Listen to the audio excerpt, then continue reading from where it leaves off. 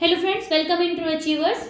आज जो मैं टॉपिक आपके साथ या बोलूँ कि उससे रिलेटेड मैं क्वेश्चंस आपके साथ डिस्कस करने जा रही हूँ, बहुत ही इंपॉर्टेंट है क्योंकि अभी तक मैंने अकाउंट्स में आपसे बहुत सारे क्वेश्चन डिस्कस कर लिए और भी टॉपिक्स पे डिस्कशन किया कि कैसे प्रिपरेशन करनी है, कैसे आपको क्वेश्चंस करने हैं, अलग अलग टॉपिक डिस्कस कर लिए, टीडीएस पे डिस्कशन कर लिया।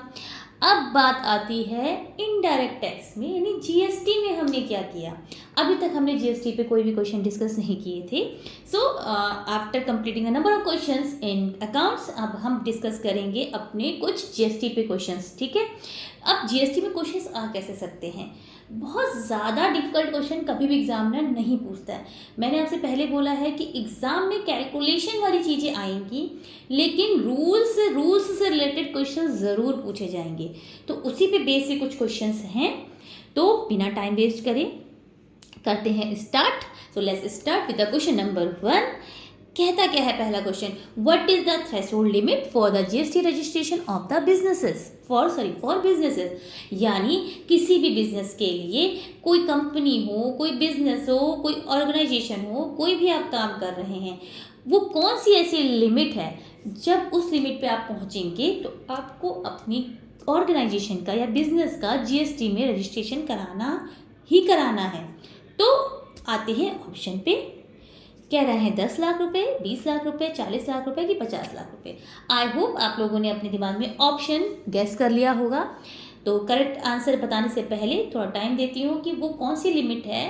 ठीक है, कि जिसमें आपको अगर उस लिमिट पे आप पहुंचते हैं तो आपको जीएसटी में रजिस्ट्रेशन कराना है। तो करेक्ट आंसर है option number B, 20 lakh rupees. ठीक है, आगे बढ़ते हैं नेक्स्ट क्वेश्चन पे।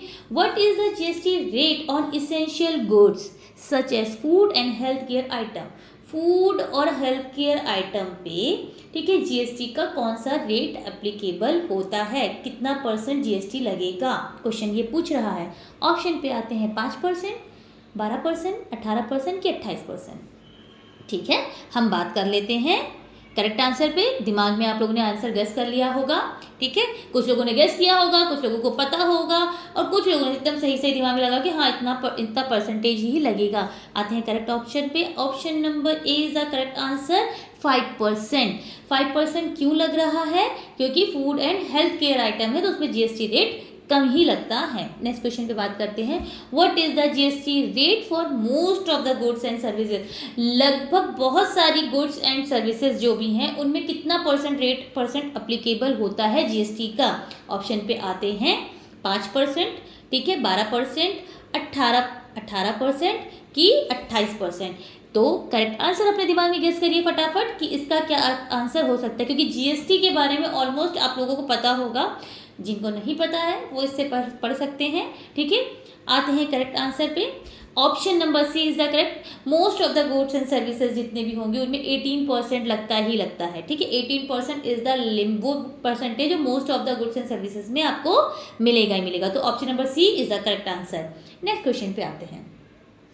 Which of the following taxes was not subsumed under GST. कौन से टैक्सेस हैं जो नहीं आते हैं अंडर जीएसटी में। ठीक है, बात करते हैं हम ऑप्शन पे। Value added tax, service tax, excise duty, income tax. कौन सा ऐसा टैक्स जो जीएसटी में नहीं आता है। आई थिंक सब ने गैस कर लिया होगा, इसका करेक्ट आंसर सबको पता होगा। तो आंसर बताती हूँ, option number D is the income tax, क्योंकि income tax is a direct tax. ठीक है, और जीएसटी इनडायरेक्ट टैक्स है। और वैल्यू एडेड टैक्स वैट हो गया, ठीक है, आपका सर्विस टैक्स हो गया, एक्साइज ड्यूटी, सबको मिला के ही तो जीएसटी बना था। तो इसलिए करेक्ट आंसर क्या है, इनकम टैक्स जो है वो जीएसटी का पार्ट नहीं है। क्यों नहीं है, क्योंकि वो डायरेक्ट टैक्स है। इनकम टैक्स सबको पता है ना, इनकम पे लगने वाला टैक्स जो होता है स्लैब रेट के अकॉर्डिंग लगता है। मैंने बता रखे हैं क्वेश्चंस में, कोई डाउट होगा तो you can ask this particular topic on comment section, I will help you.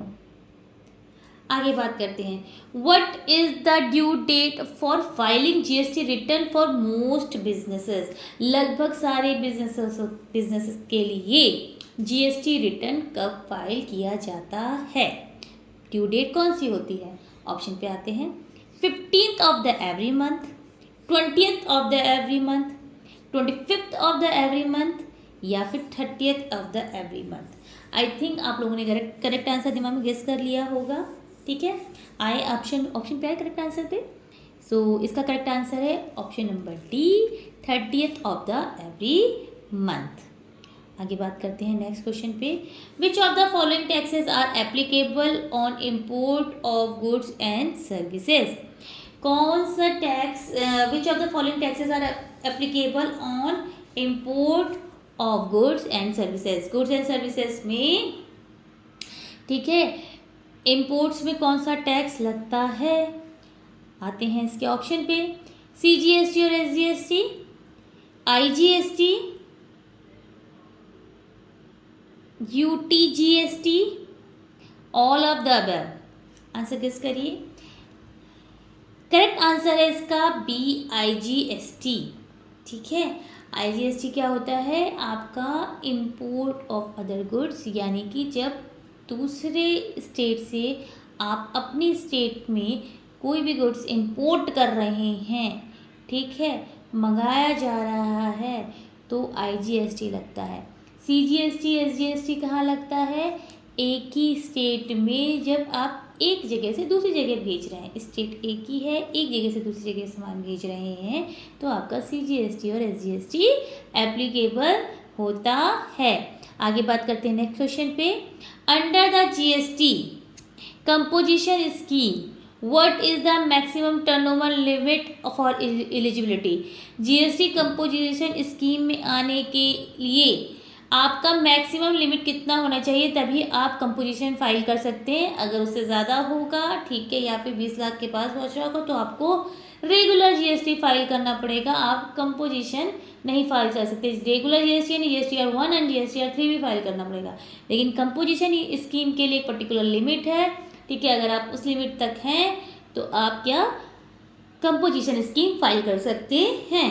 तो आगे आते हैं ऑप्शन पे, 50 लाख, 75 लाख, 1 करोड़ या 1.5 करोड़। तो करेक्ट आंसर पे आते हैं। इसका करेक्ट आंसर है आंसर नंबर डी, 1.5 करोड़ अगर है आपकी टर्नओवर उसी के अंदर तक है, तो आप कंपोजिशन स्कीम फाइल कर सकते हैं। कंपोजिशन स्कीम के अंदर अपने GST को फाइल कर सकते हैं। बढ़ते हैं नेक्स्ट क्वेश्चन पे। What is the rate for transportation of goods by road. GST कितना % लगेगा ट्रांसपोर्टेशन पे अगर बाय रोड जा रहा है। ठीक है, बात करते हैं ऑप्शन पे, 5% लगता है कि 12, 18 कि 28%। तो आते हैं इसके हम करेक्ट आंसर पे। करेक्ट आंसर है ए, 5%। ठीक है, आगे बढ़ते हैं। What is the time limit for claiming input tax credit under GST। GST के अंदर ITC को क्लेम करने की टाइम लिमिट कब तक की है। ऑप्शन पे बात करते हैं, 6th month from the date of the invoice, 1 year from the date of the invoice, 2 year of the date of the invoice या 3 years of the date of the invoice. आते हैं हम इसके करेक्ट ऑप्शन पे। Option number D is the correct answer. ठीक है, 3rd year from the date of invoice.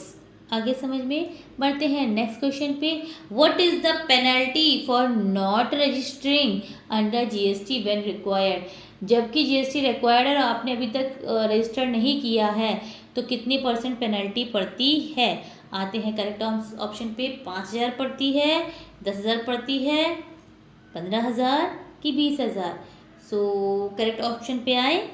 Answer है इसका correct B option is the correct answer.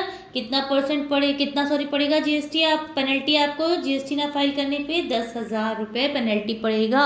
Option number B is the correct answer.